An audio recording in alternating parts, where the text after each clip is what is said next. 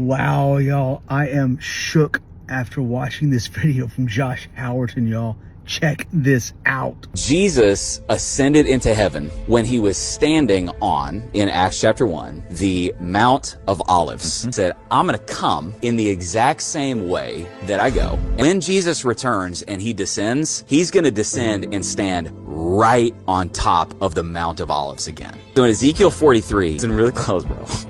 This is insane. Then the man brought me back to the outer gate of the sanctuary, the one facing the east, and it was shut. It is to remain shut because the Lord, the God of Israel, has entered through it. And when it says has entered through it, this is prophetic foreshortening, talking about a future event as if it were in the past. This right here is the East Gate, as seen from when you're standing on the Mount of Olives. That's literally what you're looking at right there, East Gate right there. Now, you look at it, you're like, where's the gate, bro?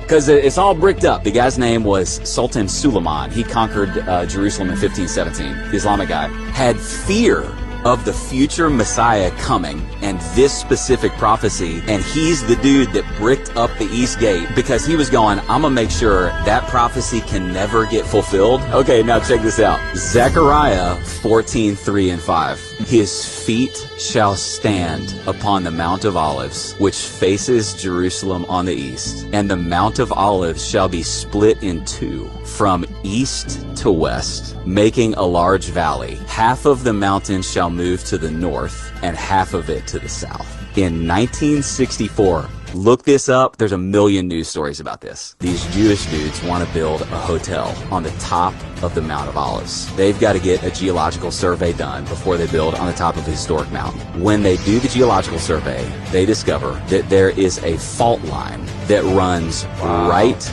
underneath the Mount of Olives. It is an east to west fault line that runs right from the top of the Mount of Olives right to the east gate. When Jesus returns, he'll descend on that mountain, and I think what's going to happen is the Bible talks about the earth and the heavens being shaken. I think that in fulfillment of this prophecy, that whole valley will just do this. All those stones that that dude put in front of that thing are going to fall right down. Yeah. And he's going to walk right through that thing, stand on that Temple Mount and be like, where are you at now?